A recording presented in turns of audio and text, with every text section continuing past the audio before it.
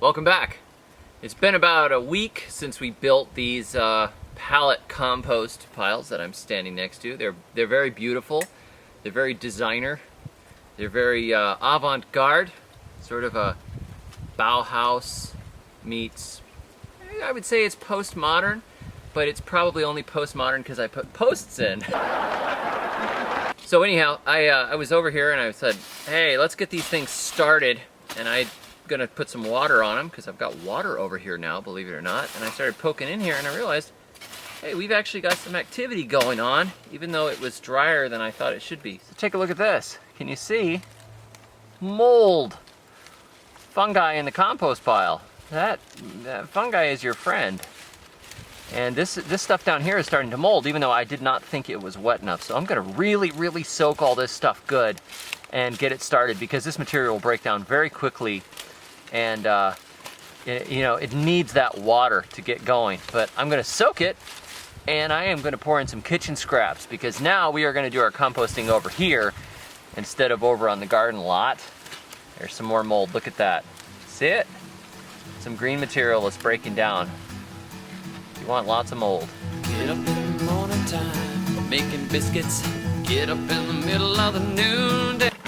So we just dump all this junk in the middle here, and I've got a new system. I got some buckets, and they're going in our kitchen, and they've got lids that go with them, so we can just fill these things up with all the mess that's coming through. Junk mail, egg cartons, cereal boxes, newspapers, sandwiches, whatever, it doesn't matter. Anything that's coming out of the fridge or coming through that's organic. We just throw it all in these buckets in the kitchen. When the bucket's full, we put the lid on it, we just set it aside until we're coming over here, and then we throw it in the compost pile. So now we've got like all the stuff coming over here, and all this will be future fertility for the gardens. But this is the dry season, so stuff is going to dry out really quickly, and we also might lose some of it to animals and everything else. I don't mind losing some of it to animals. Maybe they'll turn the pile for me, but I don't want to lose all the moisture out of here and just have this stuff sit all the way through the dry season and then not start rotting. So I'm going to spread this around a little bit. We're going to wet it really well, and then we're going to find a way to cover it.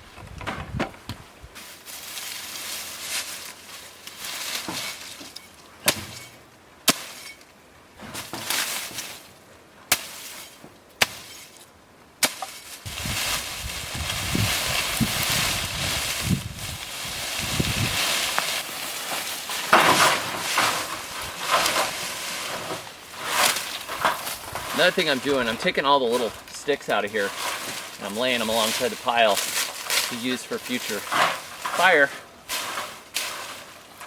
fuel.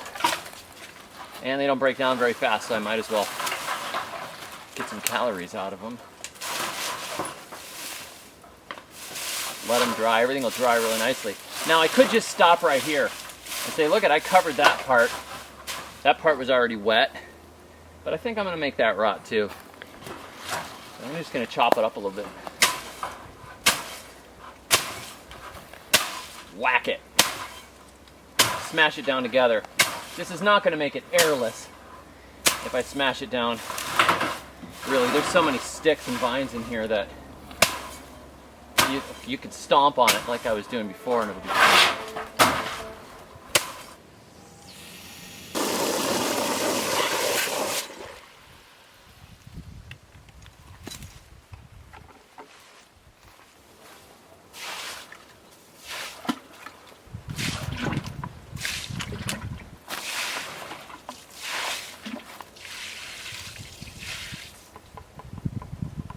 Ideally, you'd have a water source right next to your compost pile, so you can wash out compost buckets, soak the pile if you need to, and all that stuff. But we're still getting established here, so it's not on the menu yet. But soon, I won't have to carry anymore, and I can get big and fat and just basically sit around and compost.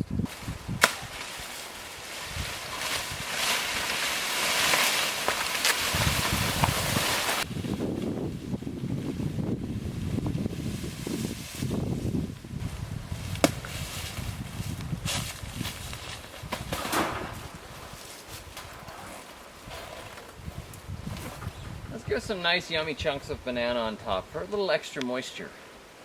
moisturizing action.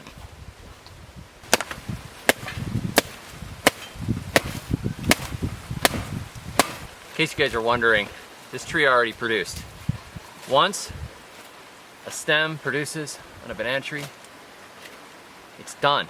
And the next stem comes up and produces, and the next stem comes up and produces. So this one here is already starting to rot in the middle. It's done.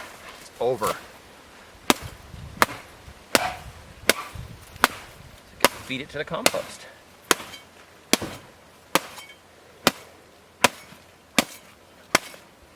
Juice layer. I'm gonna cheat. I'm like the primitive technology guy. For awkward, lazy people. Oh, I should take my shirt off, right? I'll spare you guys.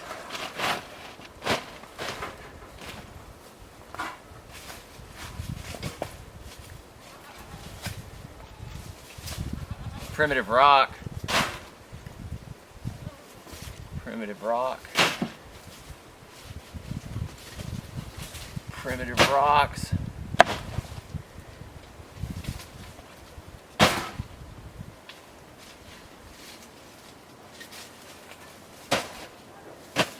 There we go. That should keep the moisture in. We'll check on it in a week or two, and I'll show you guys what's been happening inside of it. But you know, just like I've said before, to get your compost pile going, especially when it's dry, wet it really good. If you've got a nitrogen source, hint hint, throw it on there. But your kitchen scraps will do the same thing. Throw kitchen scraps in it or whatever, and then just cover it and just let it rot down inside. And there you go. And until next time, may your thumbs always be green. I went to see David the Good.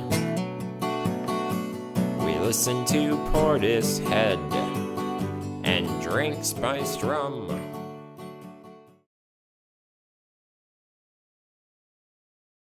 One final thing, when you have a bucket and you've been putting compost in it or whatever else, just rinse it out real well, leave it in the sun for a while, and the power of the sun will sterilize it.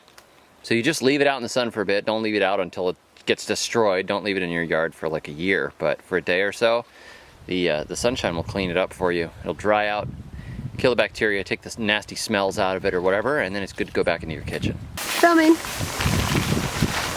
Start when the wind picks up. I can't even hit the pile. Look, I can't hit it.